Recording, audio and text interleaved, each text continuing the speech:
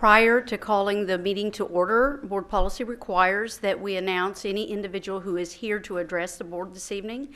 We do have an individual who has signed up to speak, former Senator, Oklahoma Senator Jed Wright, who will be speaking to us this evening on a non-agenda item. It has to do with Oliver Middle School. So at this time, I would call the meeting to order.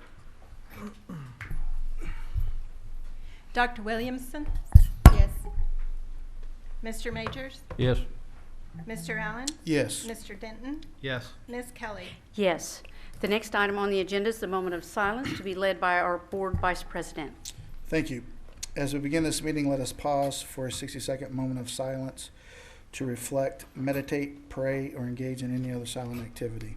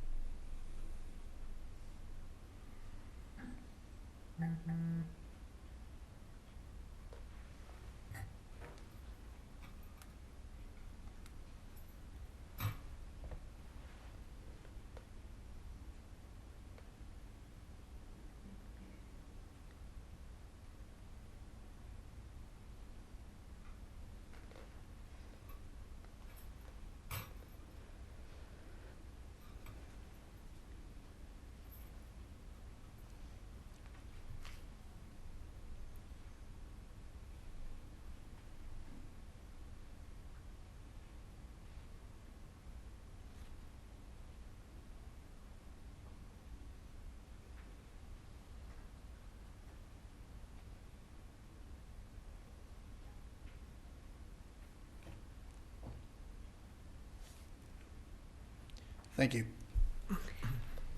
The next item on the agenda is the Pledge of Allegiance to be led by Eric Funkelsrud.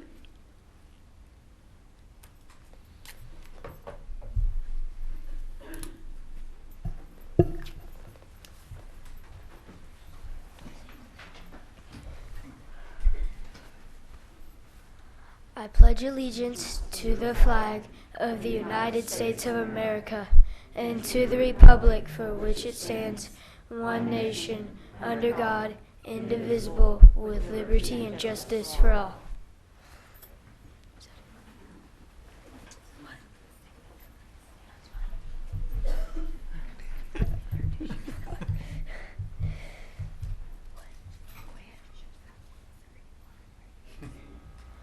Okay. I'm Eric Funkelsrud, and I'm a 4th grade student, and I go to Countryland Intermediate. Eric, whose class are you in? Mrs. Davis's. Can you tell us something wonderful about Mrs. Davis's class? She always explains how the math problem is always worked out and how we're supposed to do the math problem, whether it's division or multiplication. Very good. So is that your favorite subject, math, or is there something else you like better? Probably social studies. Social studies, very good. Okay, do you mind taking a picture with us in the front? No. Okay, thank you. Oh, wait, hold on one thing. Can you introduce who is with you today? Yes, my parents, Lisa and David Funkelsrud.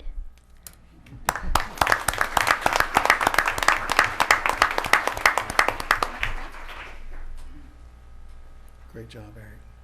Good job.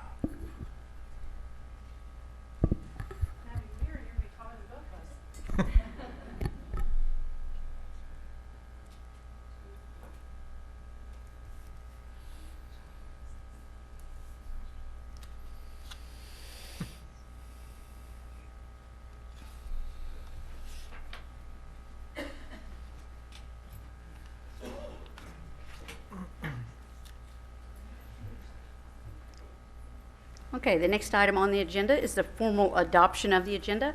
I've had no issues, no items brought to my attention at this time. I would entertain a motion. Recommend approval. Second. We have a motion and second to formally adopt the agenda. Please call the roll.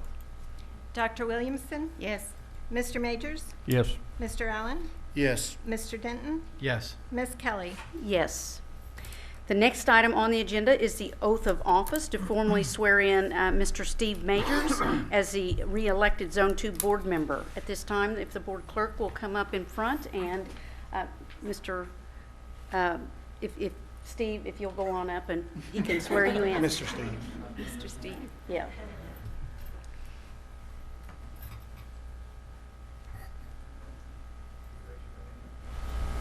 Good afternoon.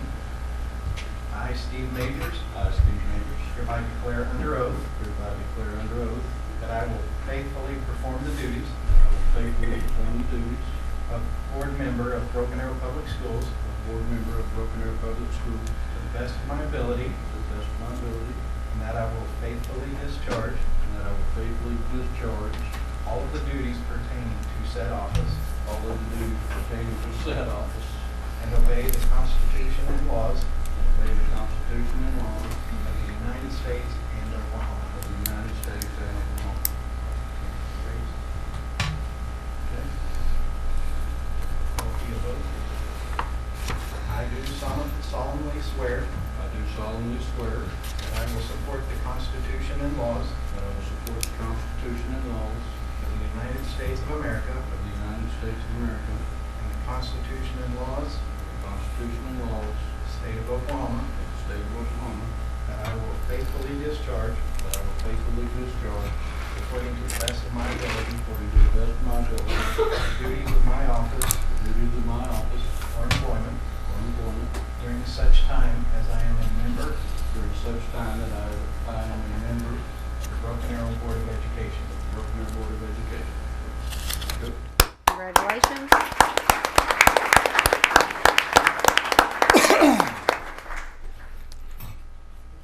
Congratulations, Mr. Majors. Thank you.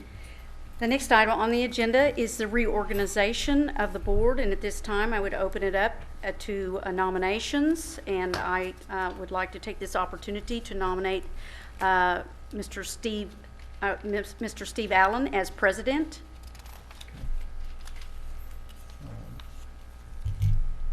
I definitely support the decision as well too. I know that looking at the other members, I think you'd be a good candidate for that as well too. Thank you. We just need a second. Okay, and second the motion. Okay, we have a motion and second to approve Mr. Allen as president. Please call the roll. Will we be voting individually because Yes. we have the, okay. I will be taking your vote Okay. Manual. by manual. Yeah. Okay. Dr. Williamson? Sure. Mr. Majors? Yes. Mr. Allen? Yes. Mr. Denton? Yes. And Ms. Kelly? Yes. The next position up for nomination is the board vice president. I would entertain a motion. I'll make the motion to elect Cheryl Kelly as vice president of the school board. Second. We have a motion and second to nominate Cheryl Kelly as vice president. Please call the roll. Dr. Williamson? Yes. Mr. Majors? Yes. Mr. Allen? Yes. Mr. Denton? Yes. Ms. Kelly? Yes. The next position, the board clerk. I would entertain a motion. Make a motion to elect or appoint Jerry Denton as board clerk. Second. We have a motion and second to nominate and to name Mr. Jerry Denton as clerk. Please call the roll. Dr. Williamson? Yes. Mr. Majors? Yes. Mr. Allen? Yes. Mr. Denton? Yes. Ms. Kelly? Yes. The last, or not the last, but the last elected position is the deputy clerk. I would accept nominations at this time. You want to do it? I nominate Steve Majors. Second. We have a motion and second to name Steve Majors or to nominate Steve Majors. Please call the roll. Dr. Williamson? Yes. Mr. Majors? Yes. Mr. Allen? Yes. Mr. Denton? Yes. Ms. Kelly? Yes, and the member would be Dr. Teresa Williamson. Okay, so at this time, Mr. Allen, the meeting is yours to proceed with. Oh. You threw me a curveball. I thought we were doing this next meeting. Okay. Wow. Wasn't expecting that. All right. Looks like the next item on the agenda is going to be item number 7, discussion, motion, vote, motion on the board member code of ethics. Let me get that out. Cheryl, you didn't prep me for this for the meeting. Okay, we all have a copy of the ethics. I'm going to do it a little differently since I was not ready for this. I trust you all can read and would take a motion to approve the code of ethics. So moved. Second? Okay, please call the roll. Dr. Williamson, Yes. Mr. Majors, Yes. Mr. Allen, Yes. Mr. Denton, Yes. Ms. Kelly. Yes. Okay, item number 8, discussion motion vote to approve the February 13th board meeting minutes. Do I have a motion? Any discussion or anything? Any discussion? Make a motion to approve? Second. Okay, we got a motion and a second. Please call the roll. Dr. Williamson, Yes. Mr. Majors, Yes. Mr. Allen, Yes. Mr. Denton, Yes. Ms. Kelly. Yes. Okay, item number 9, a vote and a motion to approve the February Excuse me, 23rd. I have one vote that hasn't been Dr. logged yet. Williamson, Teresa. Yes. you got to click the button. Oh. I fell asleep at the wheel. Thank you. Next item, number 9, to approve always the February 23rd board meeting minutes. Any discussion? Nope. I Make a would, mo- I go would ahead. move the February 23rd, 2017 minutes, please. Special Second. board meeting minutes. Second. Got a motion and a second. Please call the roll. Dr. Williamson, Yes. Mr. Majors, Abstain. Mr. Allen, Yes. Mr. Denton, Yes. Ms. Kelly. Yes. Okay, next item would be item number 10, be a presentation and recognition of the Broken Arrow High School National Honor Society. Ms. Burns. All right. This sounds good. Good evening, President Allen, members of the board, and Dr. Dunlop. It's my pleasure this evening to bring with us some of the members of our National Honor Society and National Honor Society officers. 1 week ago this evening, I had the great privilege of attending our yearly induction. Several of our members of our staff were able to be there as well. And I think they were so impressed with our students that they wanted to allow them the opportunity to come tonight and to let you know a little bit about the National Honor Society, about our particular chapter at Broken Arrow High School, and about our induction ceremony as well. And so I'm going to let each of these young people introduce themselves as they come forward and tell you a little bit about National Honor Society, what it means, and what it has meant in each of their lives. I can tell you that they and the other members of the society mean a great deal in the life of Broken Arrow High School.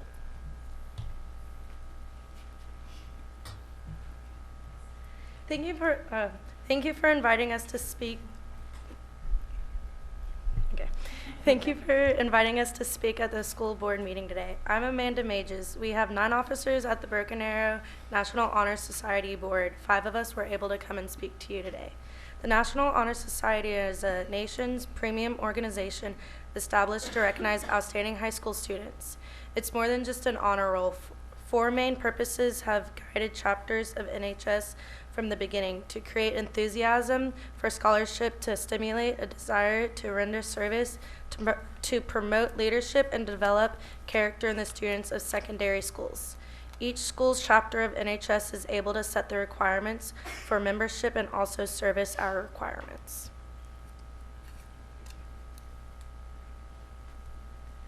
Hello, my name's Hannah Green. Membership in the Broken Arrow chapter of NHS is gained by earning a cumulative GPA of 3.75, and that can be weighted or unweighted.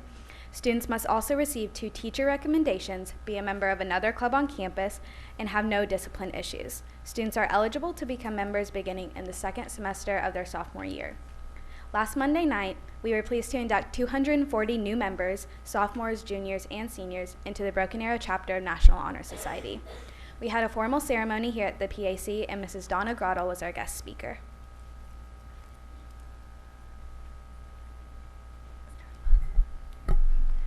Hello, I'm Aspen Dixon. Throughout the year, members of our chapter serve as role models for other students. In addition to strong academic workers, our chapter members are leaders in many student organizations, and we serve our school and community through many activities. Our members are required to do at least 30 hours of community service each school year. These include partnering with Salvation Army for their annual bell ringing campaign during the holiday season, volunteering with Habitat for Humanity, which we did just this past weekend, and volunteering at the Ronald McDonald House. Hello, I'm Alexa Martin. In addition to serving with national organizations, BA NHS students volunteer at many Broken Arrow elementary schools as reading partners, at carnivals, STEM nights, and fall festivals. BA students maintain membership in NHS by completing and turning in their service hours sheets at the end of each semester, by attending meetings, and by maintaining their 3.75 GPA. After our recent induction, our BHS chapter has over 600 members.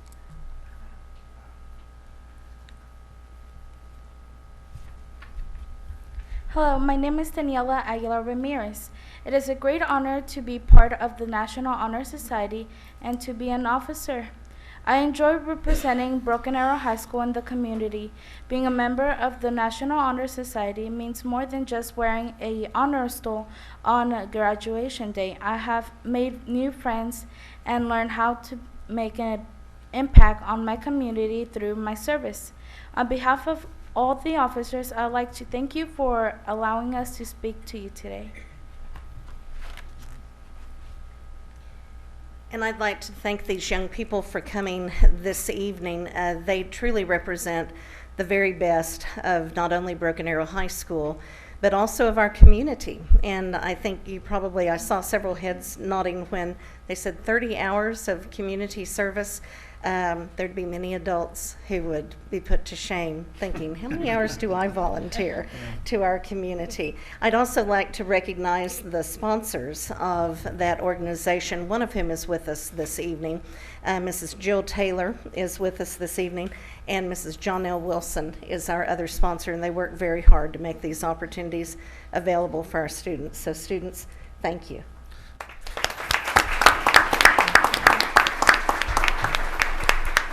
Ladies, first I want to congratulate you on your honor and representing our district, and secondly, thank you for the service to our community. That has a special place in my heart. That means a lot, so thank you all.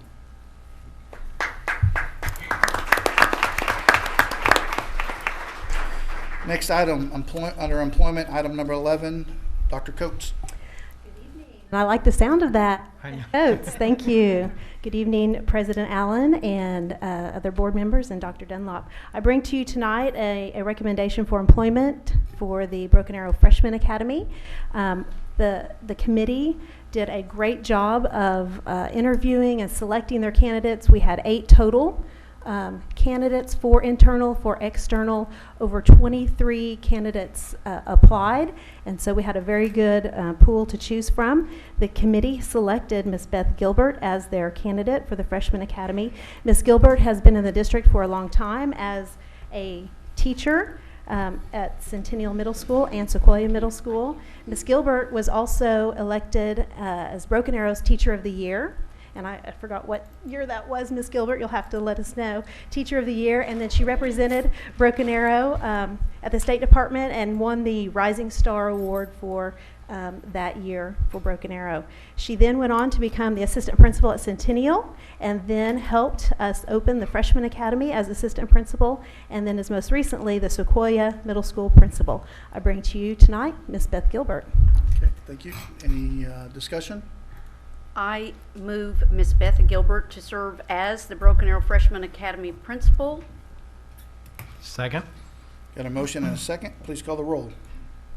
Dr. Williamson? Yes. Mr. Majors? Yes. Mr. Allen? Yes. Mr. Denton? Yes. Ms. Kelly? Yes. Congratulations, Ms. Gilbert. Can you please introduce us to your guest? Can you please introduce us to your guest? I would love to list my son, Tyler, and my daughter. Daughter-in-law's at work, and my granddaughter. All right. Well, congratulations. Item number 12, Ms. Coates. Dr. Coates, sorry. Thank you. I'd also like to bring to you tonight a recommendation for the Sequoia Middle School principal, Mr. Tony Sappington. Mr. Sappington has been he was a former middle school teacher and coach. He was an assistant principal at Oologah Middle School and came to Broken Arrow, and we've kept him here ever since. And he started off as the assistant principal at North Intermediate and then moved into the role as assistant principal at the Broken Arrow High School and held positions as associate principal at the high school, and most recently is the junior class principal. We would like to recommend Mr. Tony Sappington as the Sequoia Middle School principal tonight. Okay, thank you. Any discussion? Entertain a motion. I make a motion to approve Tony Sappington to serve as the Sequoia Middle School principal. Second. Got a motion and a second. Please call the roll. Dr. Williamson? Yes. Mr. Majors? Yes. Mr. Allen? Yes. Mr. Denton? Yes. Ms. Kelly? Yes. Mr. Sappington, will you please stand up? Congratulations, sir.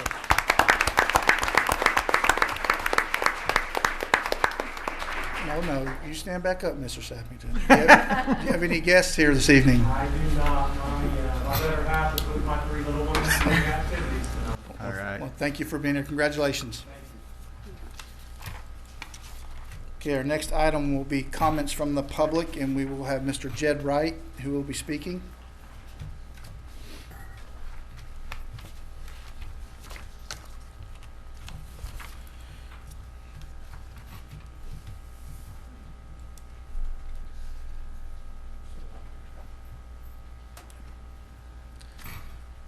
Mr. Wright, I want to thank you for taking the time.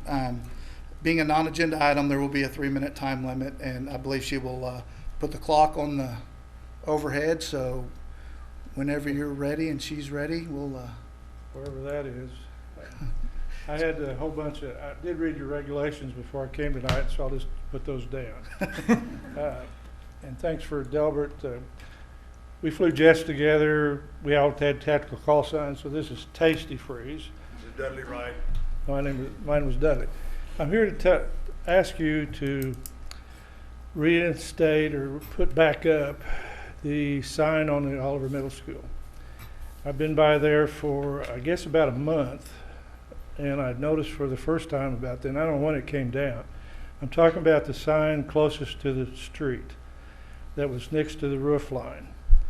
There was I think a tan or a stucco cut area right there, and it had I think his full name on that sign, and I don't know why it was taken down. I've called the administration, frankly, and I went by even to the school, and nobody seems to know why it's taken down.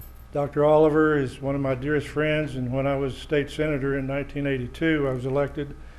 Many of you may remember the difficulties that the school system went through and growth, and we tried very hard, and Dr. Oliver steered this school district through very, very hard times. I used to brag that there was, I think, about 565 school districts in Oklahoma at that time, and we were growing faster than 2/3 of those school districts were big. And so, it's interesting, Superintendent, that you get concerned about carryovers.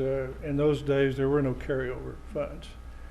And so the things that Dr. Oliver has done for not only for this school, but for this community, the state, was Dean of Education at Oral Roberts University, number of boards, and just one of my dear friends. He was my go-to person for school finance especially. We talked other issues, and we didn't always agree, but we were always good friends and remained dear friends as of today.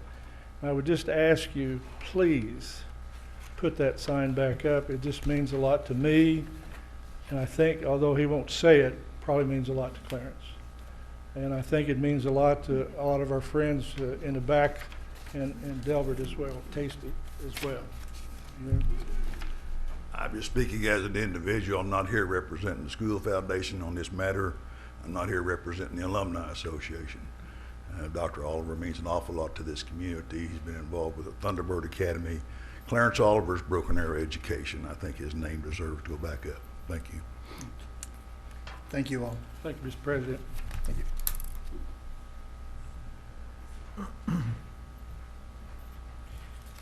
The next item on the agenda will be item number 14, and it'll be Ms. Summers. Good evening. We have a very short PowerPoint for you all.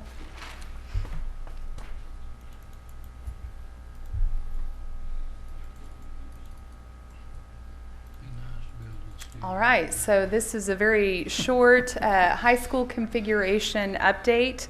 The last time an update was given was at the board meeting in January on the 17th, and so this is a follow-up to that. Our high school configuration study steering committee they met actually on February 7th.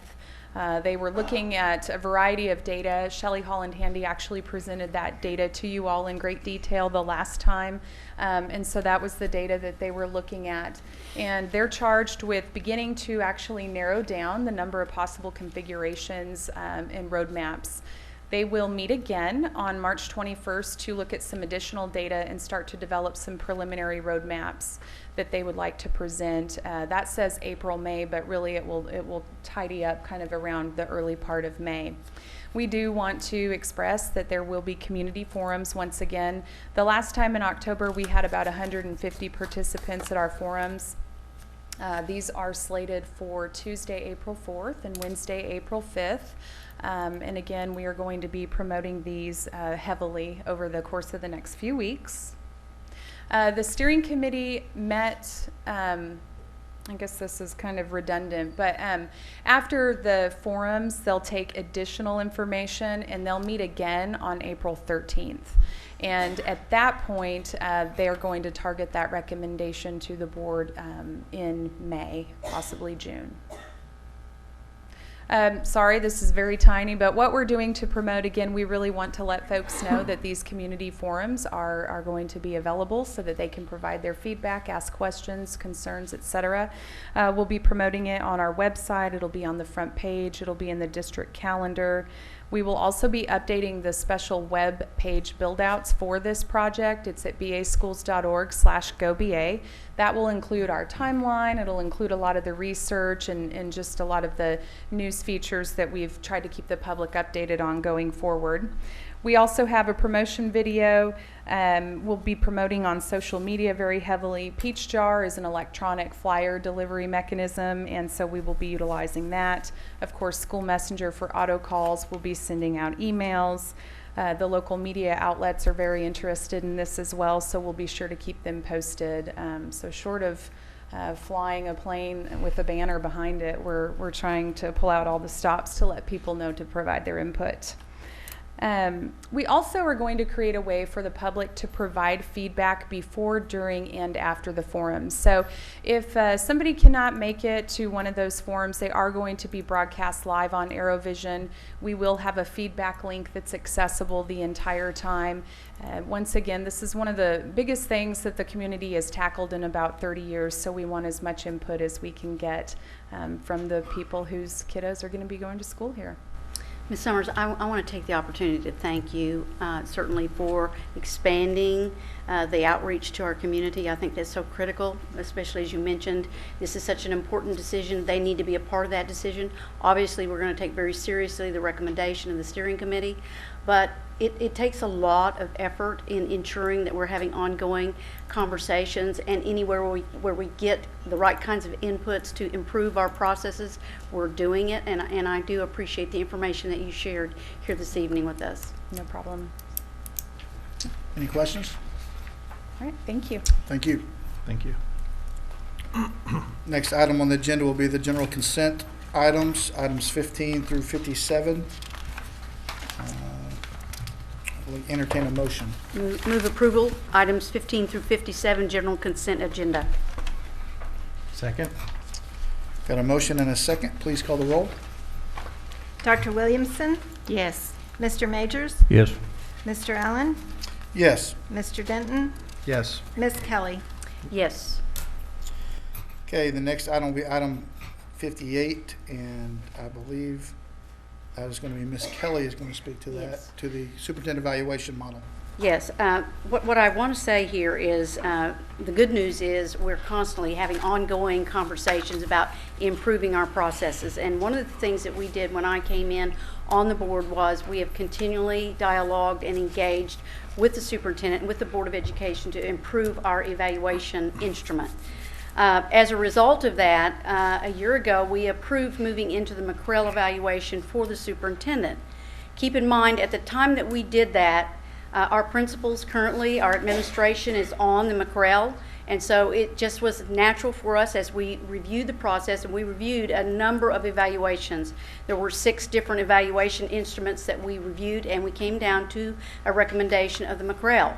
However, as we have progressed a little bit, we have seen that there are some challenges there. Number one, the supports for McCrell as it relates to an electronic evaluation system for the board, and also as it relates to ongoing training that we may need. And since we approved it, OSSBA now has a superintendent evaluation model that they are featuring throughout the state, and in fact the majority of school districts have moved that direction.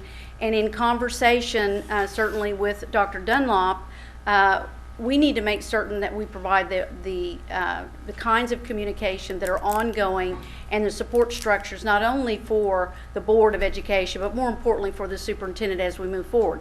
So with that, we felt because of the support structures provided by the OSSBA and because they're within our state, the best thing for us to do would be to move forward on a recommendation for the OSSBA evaluation tool.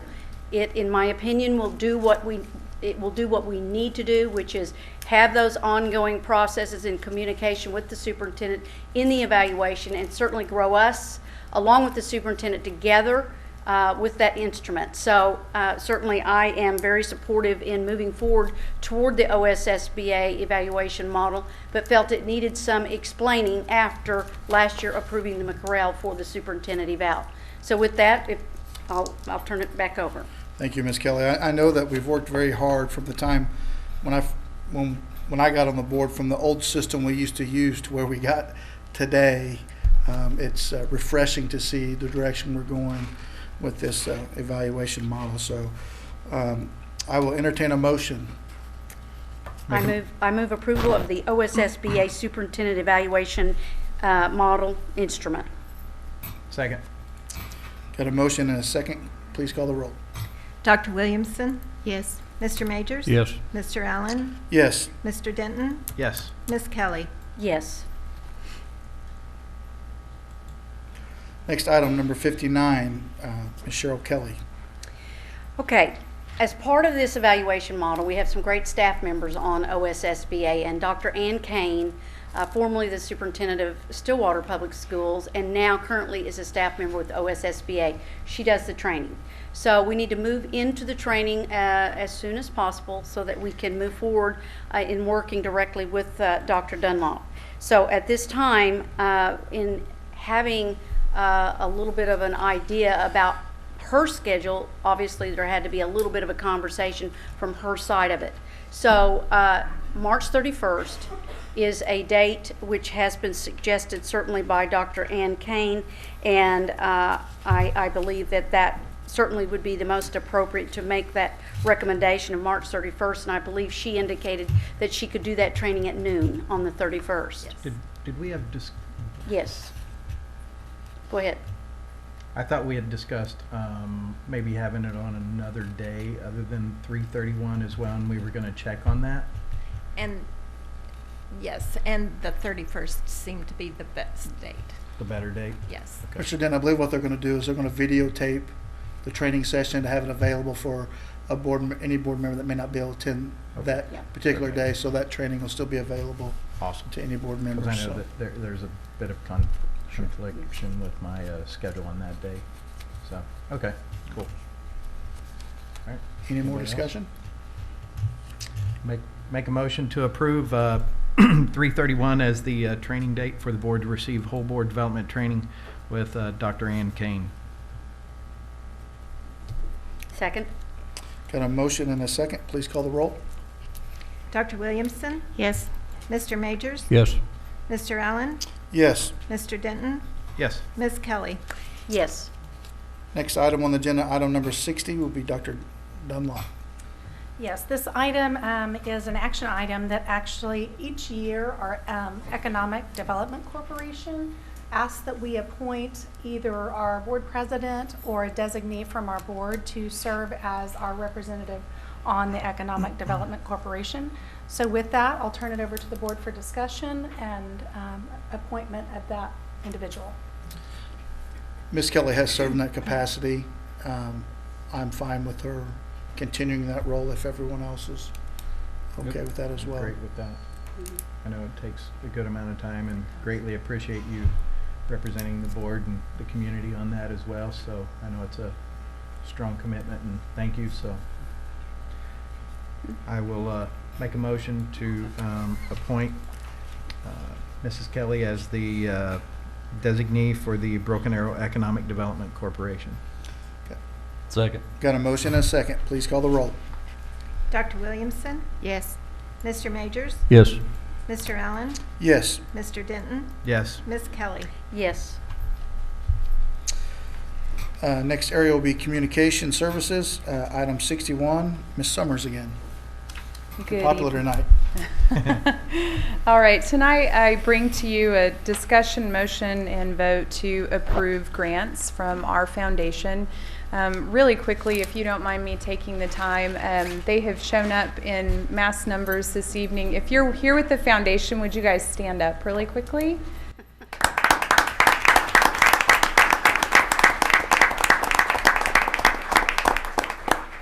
So these folks have been at it, I think, since the early 90s. They have a heart for our students, our teachers.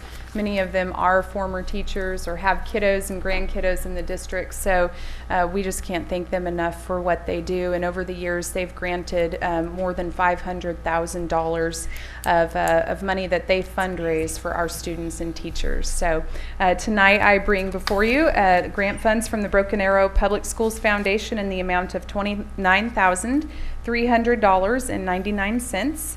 And that will be presented to 44 of our award teachers. Before any discussion, I would like to tell the foundation thank you. I had the great pleasure of handing out some of those checks to the teachers in their classrooms, and it's pretty amazing the small amount of dollars that you give and the huge impact that it has on those teachers. And I know everyone's a volunteer and want to thank you for all your time and service and giving back to the district. It's greatly appreciated. Thank you. Make a motion to approve. Second. Got a motion and a second. Please call the roll. Dr. Williamson. Yes. Mr. Majors. Yes. Mr. Allen. Yes. Mr. Denton. Yes. Ms. Kelly. Yes. Before you guys leave, I noticed several of you that maybe I knew way back when. Anyway, I know you put a lot of work into it, and I appreciate Mr. Allen's comments, but I certainly want to take this opportunity to thank each of you and to thank you for what you do for Broken Arrow Public Schools and for all of the teachers that you've been a part of as it relates to funding certain projects and what have you over the years. So thank you so much. Thank you. And what people may not know, people may know, I believe it's $1 million foundation still. For a high school foundation to have $1 million foundation, that's very impressive, and to maintain that and not give it all away like I'm sure all the teachers wish you would. And, and it's a pretty unique process to go through the awarding process when they bring the apps, and I got to read some of those, and it's just great. It's an awesome thing to be a part of. So thank you all for everything. Thank you.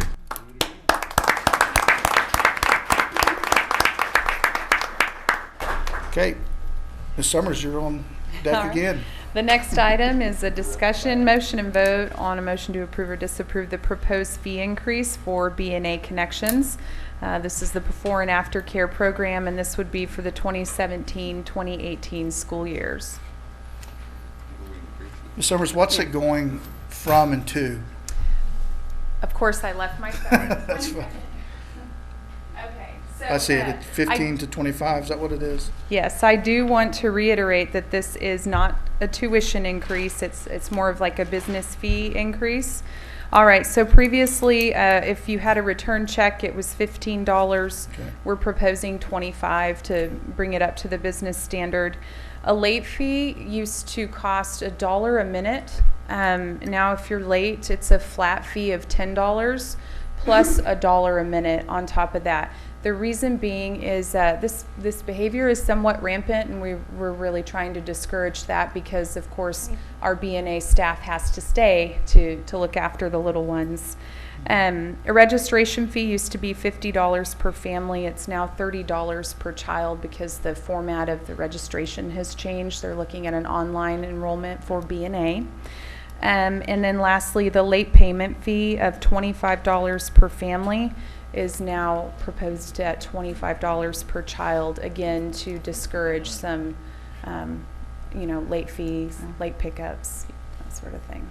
Ms. Summers, periodically we might have ongoing review of this. So is this something typically we might review in the next, like, let a year go and then review it in the odd year or something of that sort? Is that a plan? I think that that's a great plan, just because so many fees that get passed on to the business, that does tend to happen. So I do think that that's a great plan. I know that every year Ms. Swally looks at some of the procedures that we have in place to make sure that they're on par with our competitors and that they're fair to families ultimately as well. Any more questions? I'll entertain a motion. I make a motion to approve. Second. We have a motion and a second. Please call the roll. Dr. Williamson, Yes. Mr. Majors, Yes. Mr. Allen, Yes. Mr. Denton, Yes. Ms. Kelly. Yes. Thank you. Okay, next item under Human Resources, Ms. Lori Tiger. Good evening. I would like to say that I feel like tonight is a little bit more positive than last month's legislative update. We are moving along, and a lot of the really big, scary rocks that we were very fearful of seem to have come to an end. Not all of them, but some of them over the past month. Where they are right now in current legislative session is if a bill was heard by the committee and failed to pass, then that bill is now dead, and we no longer have to worry anymore about bills being proposed. Again, if they've already failed and bills that were not able to be heard are dormant, so they are gone until next school year. So that kind of leads us into school vouchers, because that was probably the most scary Senate bill that everyone was watching about diverting public funds to private schools. That senator actually decided to pull that bill himself because it has been reported the votes were not there to support that bill this year. So instead of having it fail, he pulled it off the table and it's dormant, and we will have to address it next year. I was very impressed by Broken Arrow and the leaders and the teachers and the teachers union of stepping up, and the phone calls that were made and the emails and the support. I really feel like people like that in our district and districts all around the state really moved the needle and prevented that from happening this legislative session. So I wanted just to kind of give a pat on the back, because it's not over. We need to continue that dialogue before it does come back next session. Other notable bills that failed, there was a bill, Senate Bill 627, that was up that removed approval needed for district transfers. So at this time, if you're moving districts, the receiving district does have to approve that transfer, and that can be denied for a variety of different reasons, whether that be space or disciplinary records from a previous school. This bill would have removed those, and that did fail. Senate Bill 611 would have allowed charter and virtual schools to be eligible to participate in extracurricular activities of a district, even though that money actually went to the charter school for the student. Then we would have had to bring them in and cover those costs should they want to participate with us. Both of those bills did fail. things that have passed out of committee that will actually go to the floor that is worth noting is Senate Bill 244, which requires virtual charter schools to adopt an attendance policy. Most people support that bill in public education. Senate Bill 393 creates the Oklahoma Science Education Act. This permits teachers to present all sides of science curriculum as it addresses specific scientific controversies. Most people assess this bill trying to get it to where creationism can be a main focus in some science courses. It is controversial in some realms. It's very supported in others, but it's definitely worth noting and watching as it moves along. Senate Bill 415 amends the definition of a building fund to include operations, so that any levy of building funds may also be used for operations. This is, again, kind of in both houses. Some people are really praising this and saying that it gives school districts a lot more flexibility. Others are saying, hold on, this could be very dangerous, because if we put salaries and different things, bills, then the state could start taking away more money if we have more use of our building funds. So that's definitely one to watch. And House Bill 1161 by our representative Rogers modifies TLE to allow more flexibility, and I think a lot of people are very happy that that one is moving forward.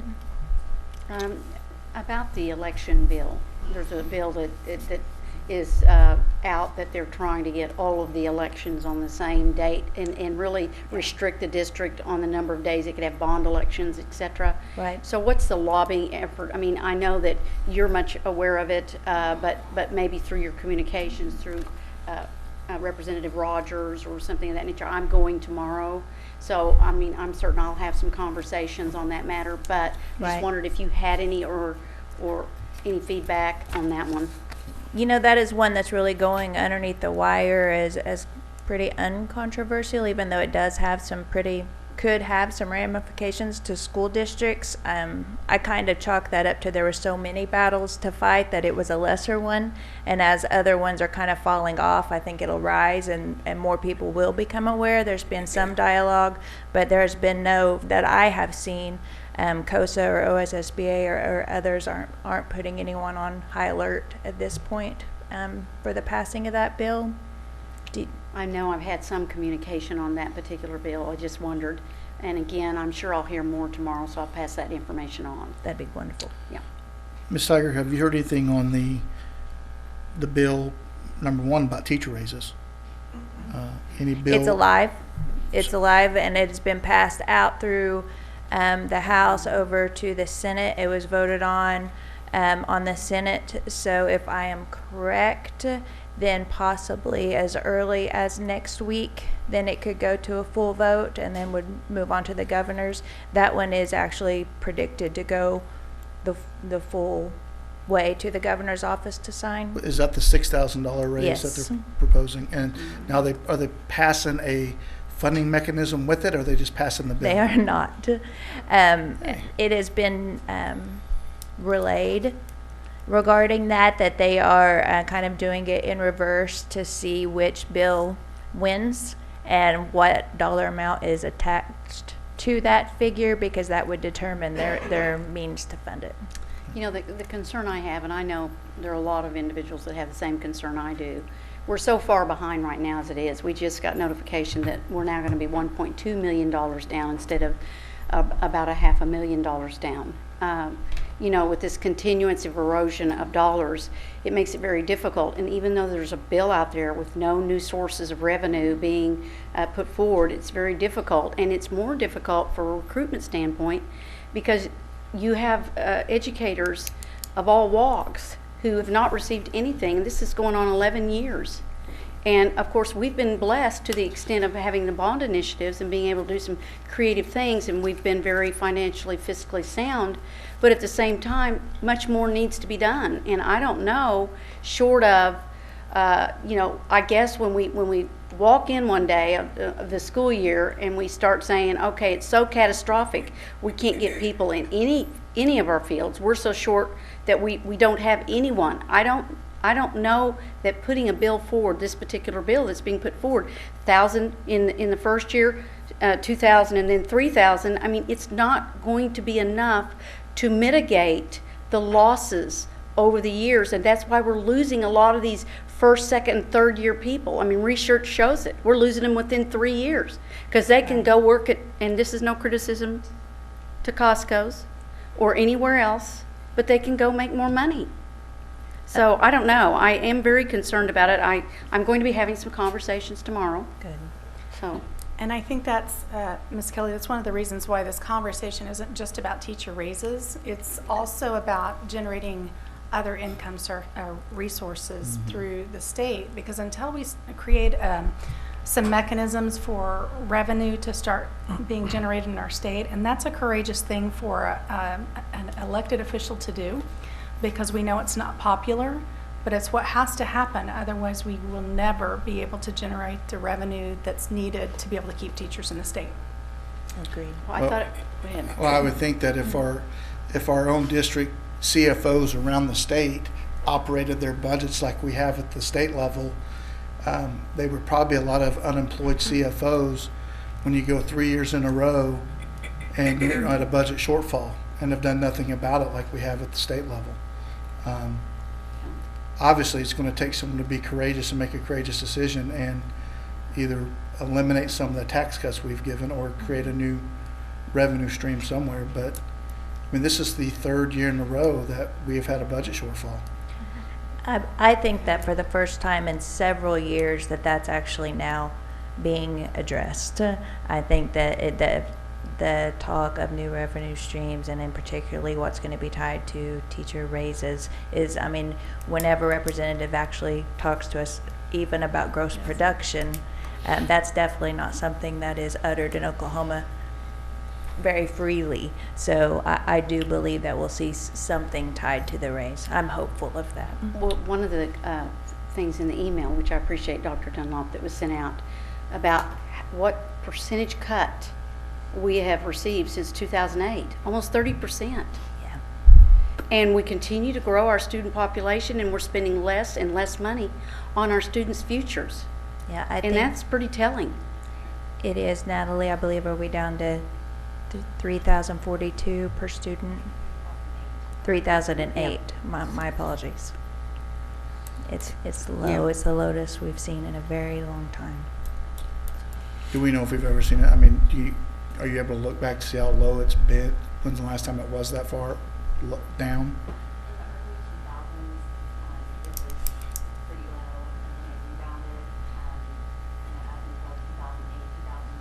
Right.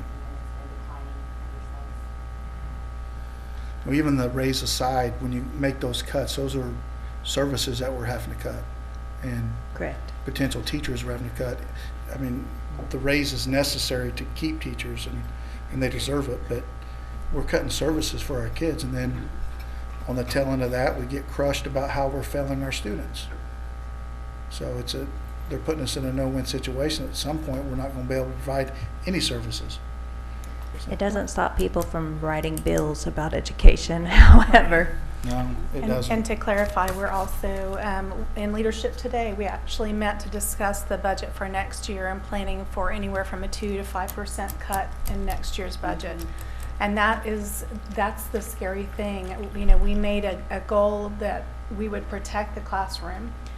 But when it gets to a certain point, you can no longer protect the classroom because 95% of our budget is salaries. So when it gets to that point, that's when it gets really frightening, because it truly does affect our students, and has affected our students from day one. So. Well, and I think it's imperative that districts be prepared to answer the question, because the first thing they're going to throw at you is administrative costs. Sure. But they fail to leave off the part that there's a state law and a cap and a maximum that you can pay.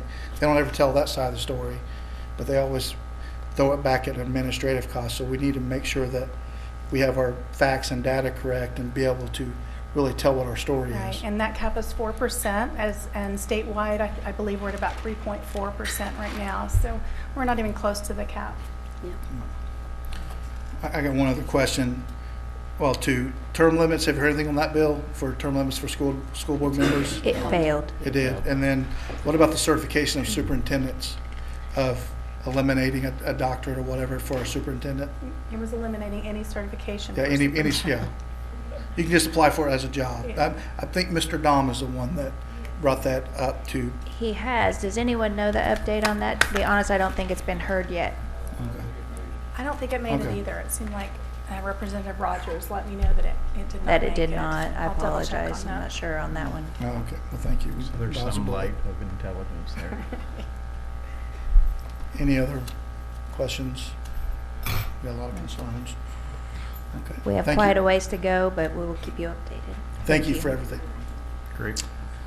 Next item under operations, item 64, Mr. Bob Tolomeo.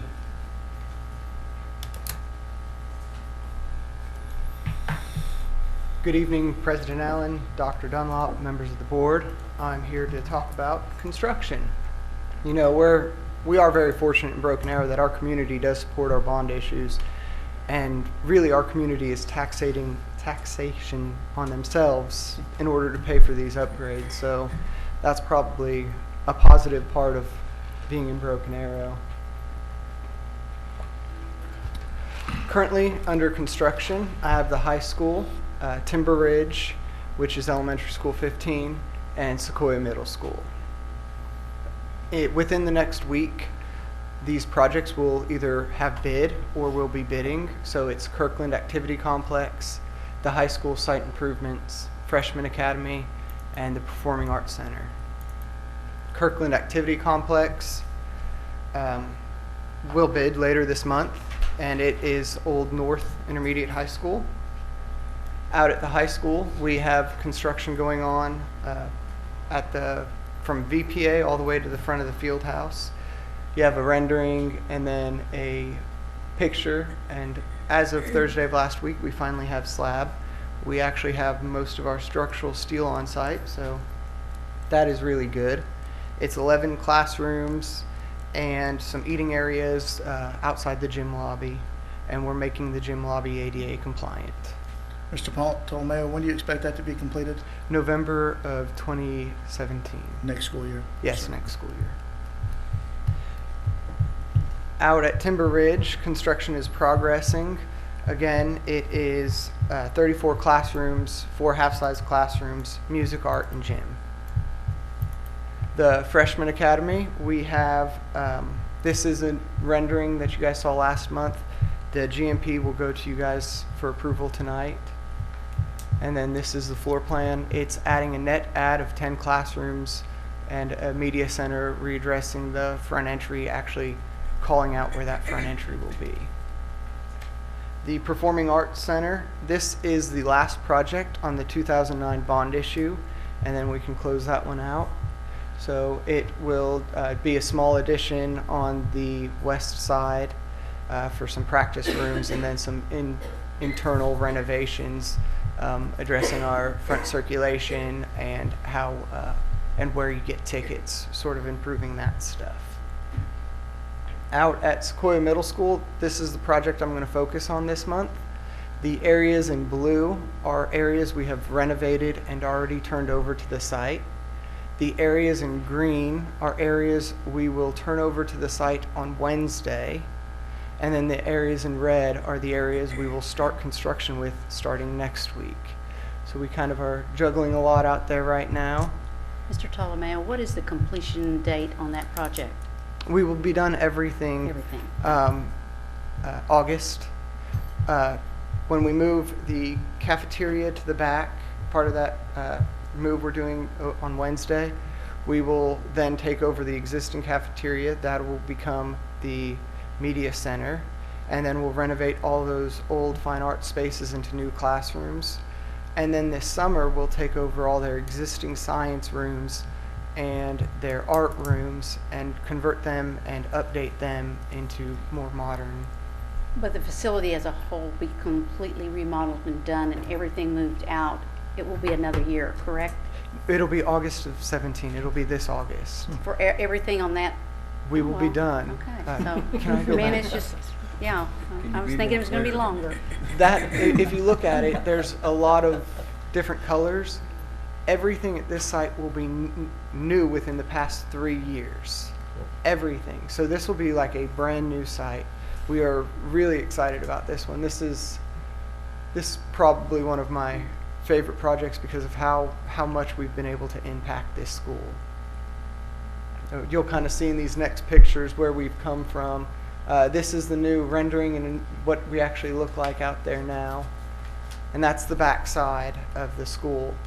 This bottom left picture is the old cafeteria, and this top one is the new serving lines, and this is the new cafeteria. We are doubling the size of the cafeteria. It will actually hold about 300 kids a lunch, which means they can run 3 lunches. We're really excited about that. Yeah, they'll love that. This is the new choir room on the top, and then the old choir room is actually on the bottom. It actually had built-in seated risers and really low ceilings.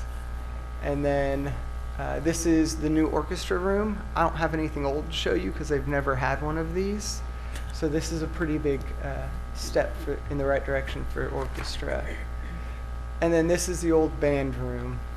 Same height ceilings as the choir room, and then new band room, appropriately sized. It should really help with acoustics, and it's really nice. It's top notch. And then this is the drama room, and then here's the new drama room. We've gone to the black box model out of all of our middle schools, so we've been able to duplicate that here. Now all these fine arts areas are actually part of the safe room. And we have signage that shows where that goes. And now, bear with me, this part of my presentation is a little dry and a lot of information because we're going to talk about safe rooms and what safe rooms mean for us as a district.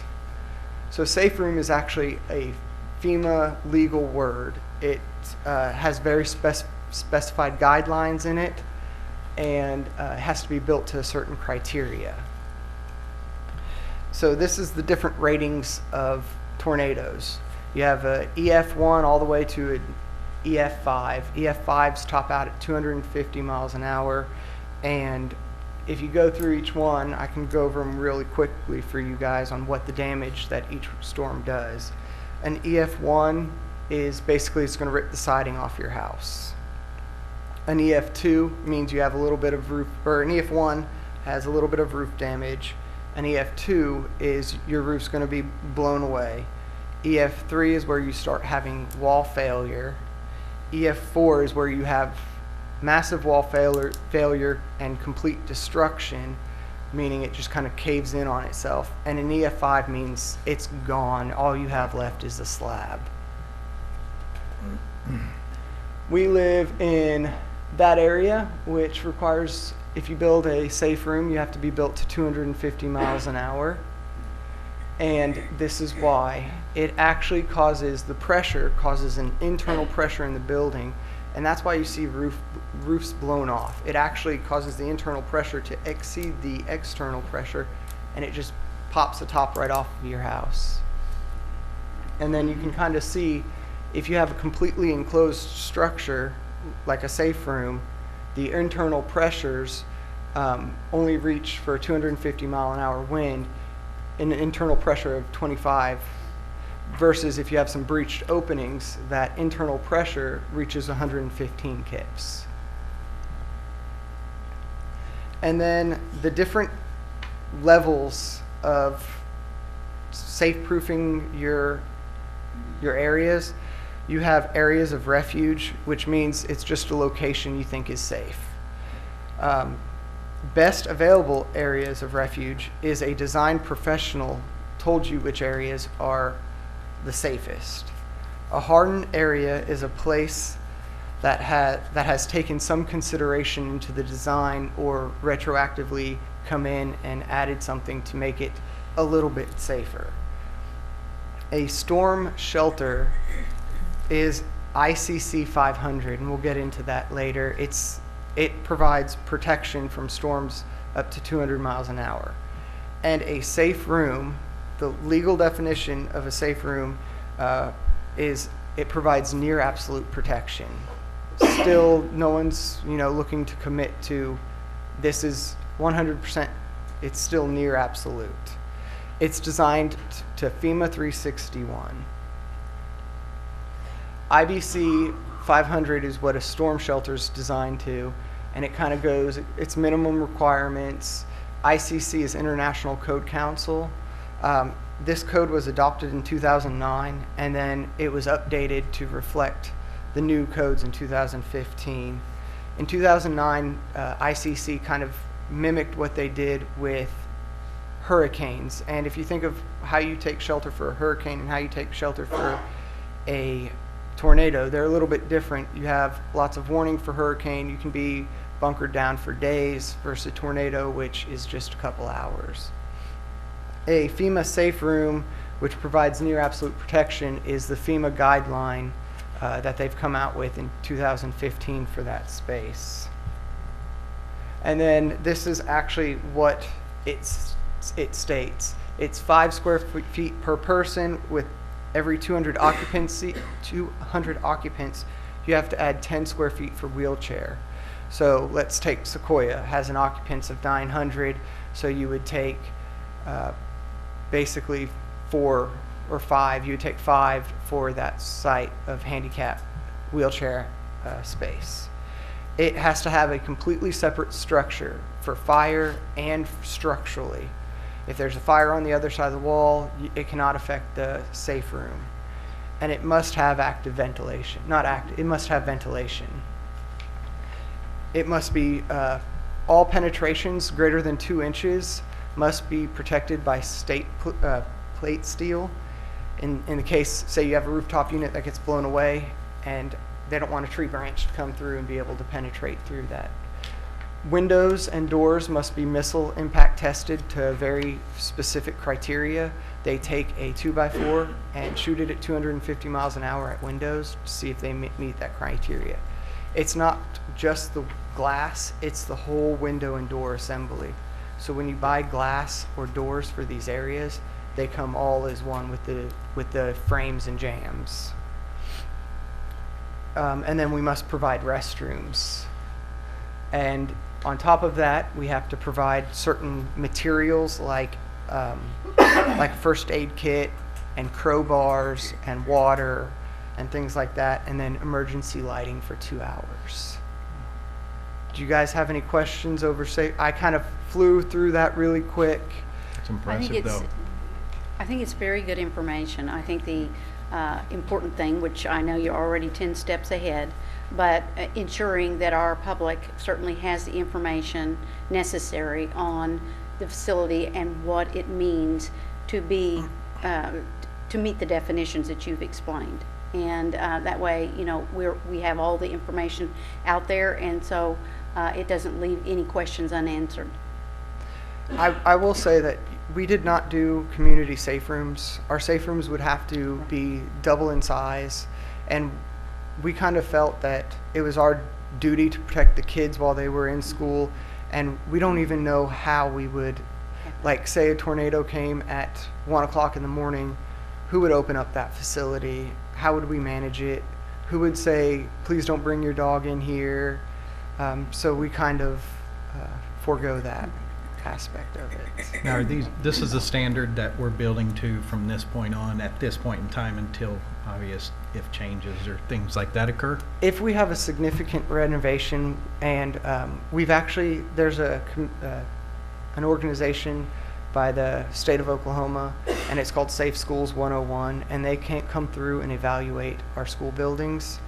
We have had 18 school buildings evaluated, and a lot of our schools are pretty safe. I mean, the freshman academy, a safe room receives a score of about 75, and it ranges all the way up to like about 500, and the freshman academy got a 90.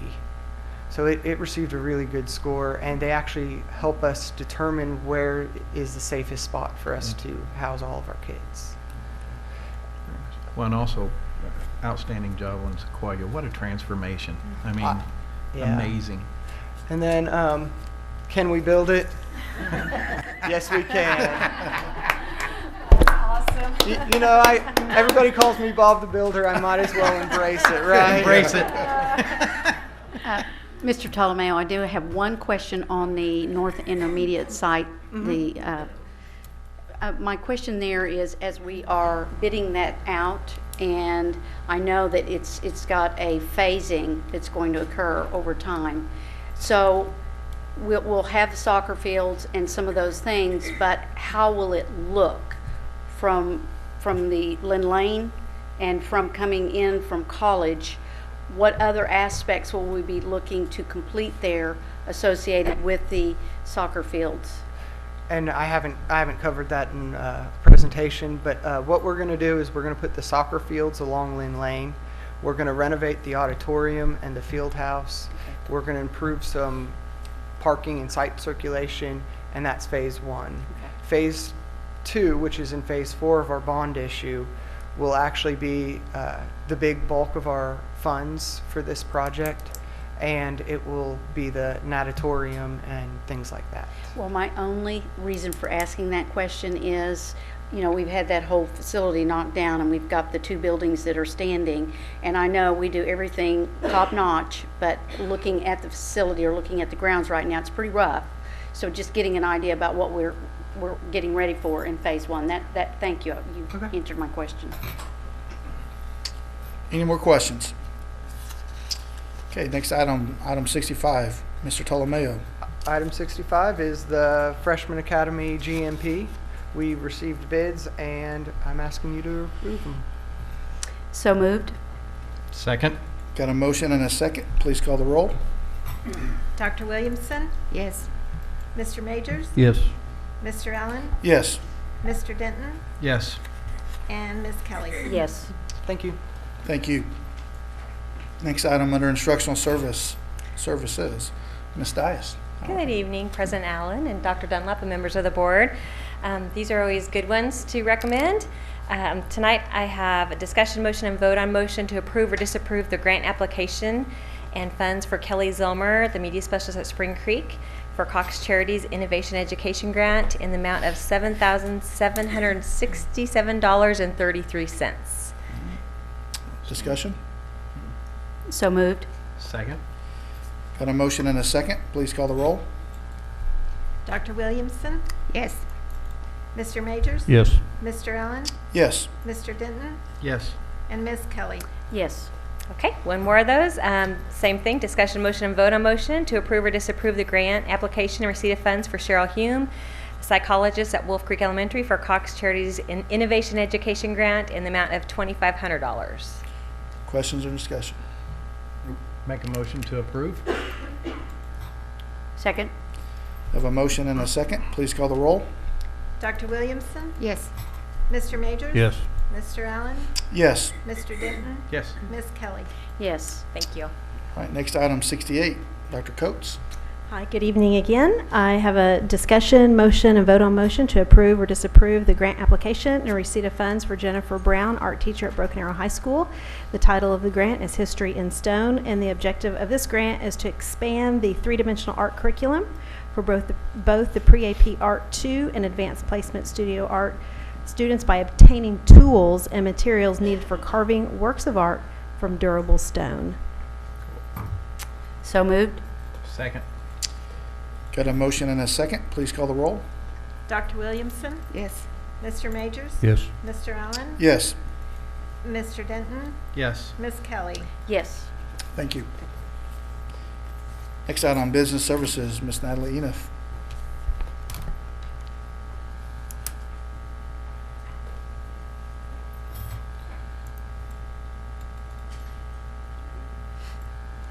Good evening.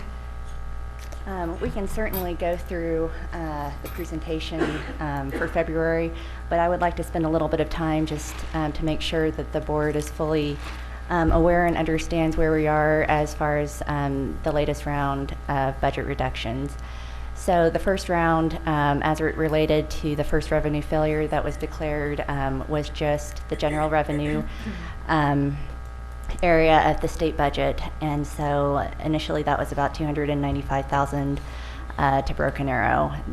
Later in that week, they also declared a revenue failure in the 1017 revolving education fund. There are about $39 million short in that fund, so that brings us up to the $1.2 million collectively for school year 16-17. The last fund that we're monitoring and looking at for this year is the Technology Education Fund. Last we heard that was running below collections as well, so at this point we have not heard if we will further be reduced in that fund. So overall, like I said, $1.2 million to Broken Arrow. That's $42 less per weighted ADM. We were at $3,050 at midterm in January, and that's been reduced down to $3,008. Just to kind of give you another point of reference, in those figures, the 3008 figure, that is a combination of what the state contributes and what we collect locally, basically through ad valorem dollars. There are some other components that go into the local collections, but really ad valorem is what is driving those figures. So if you look at the year when we were funded the highest back in 2009, the state was contributing 61% of what we were receiving per weighted ADM. Today, that percentage that the state is kicking in is 52%. So not only is the dollar amount declining that school districts are receiving, but the contribution percentages have shifted to create more of a burden on our local taxpayer. And so obviously they have been very supportive in our community by continuing to pass bond issues year after year and support us that way. But they are also paying higher local property dollars that are going into that figure that is funded through the formula. So I just wanted to make that point as well. Another interesting point is if you look at when we were funded the highest back in 2009, compared to today, that is a $7.7 million difference if we were receiving that weighted ADM figure based on funding in 2009. Ms. Ina, I don't want to interrupt you, but you're making some really good points. And my question here is, as representative, well, I won't single in on any one representative, but I'm assuming that that information is going to go forward. I mean, to see 7.7 million loss over a period since 2008 that's pretty telling. I really feel that. Anyway, you're giving me some great ammunition for tomorrow. When I looked back at the historical data of money per weighted ADM, I had to run those numbers a couple times because I wasn't sure if it was correct, and unfortunately it is correct. And the simple truth behind it is funding has continued to go down. We've been asked to do more with less, and as we talked in leadership today, as a district, we have tried to maintain and to make the best for our teachers and our students because obviously that's our priority, but at some point we have to make really hard decisions that ultimately do impact our classroom. So that is pretty much where we are overall with budget cuts. We'll continue to monitor excuse me, through the rest of the year, and I'll be bringing more updates. As far as the rest of the presentation goes, we are in good shape for building a child nutrition fund, so I would answer any questions that you have regarding where we are to date. Well, I do want to make one comment.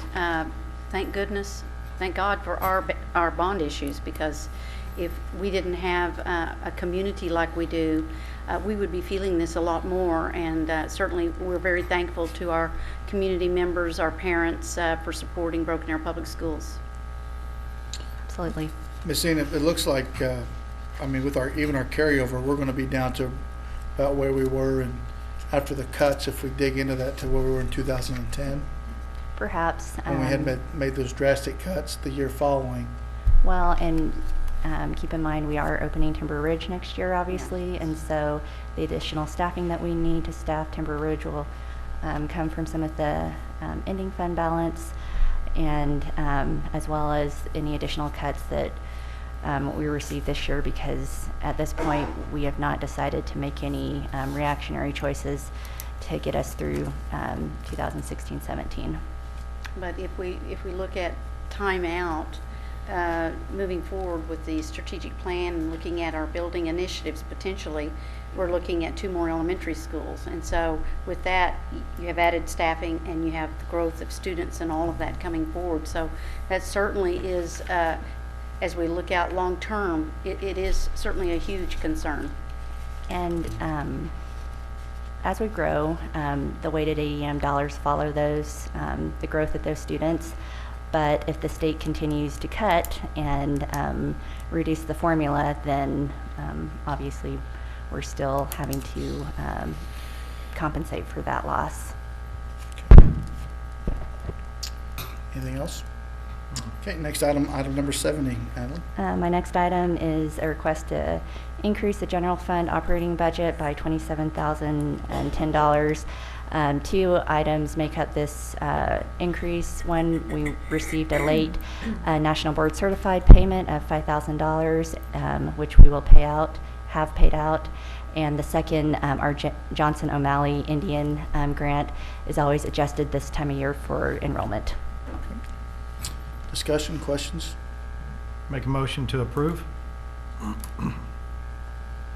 Second. We have a motion and a second. Please call the roll. Dr. Williamson? Yes. Mr. Majors? Yes. Mr. Allen? Yes. Mr. Denton? Yes. And Ms. Kelly? Yes. Thank you. Thank you.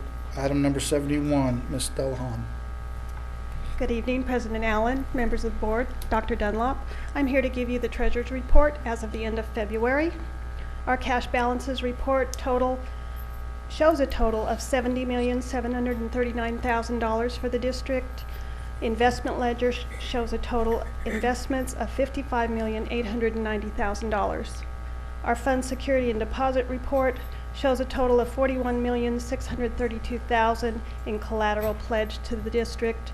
Our deposits that require collateral totaled $27,232,000, leaving an available balance of collateral in the amount of $14,400,000. Okay. Item 72. In the activity funds at the end of February, receipts total $5,321,000, disbursements total $4,435,000, resulting in a cash balance in the activity funds of $3,216,000. Any questions? Thank you. Thank you. Next item, number 73, Ms. Kathy Medavalis. Good evening. My first item tonight is the change order report representing change orders to all funds from February 9th through March 1st of 2017. These change orders reflect a decrease of $121,887.77. Questions? So moved. Second. We have a motion and a second. Please call the roll. Dr. Williamson? Yes. Mr. Majors? Yes. Mr. Allen? Yes. Mr. Denton? Yes. And Ms. Kelly? Yes. Item 74, Ms. Medavalis. The encumbrance report is from February 9th to March 2nd, 2017, and we have encumbrance orders totaling $797,000. I did this last time. Don't do it again. Let me think. First grade math. $797,968.34. There we go. Questions? Entertain a motion. Make a motion to approve. Second. We have a motion and a second. Please call the roll. Dr. Williamson? Yes. Mr. Majors? Yes. Mr. Allen? Yes. Mr. Denton? Yes. Ms. Kelly? Yes. Thank you. Okay, item 75, new business. Seeing as there isn't any, we'll move to item 76, move to the executive session to discuss the evaluation and employment of Janet Dunlop, the superintendent. Move, go ahead, go ahead. Make a motion to move to executive session? Second? Got a motion and a second. Please call the roll. Dr. Williamson? Yes. Mr. Majors? Yes.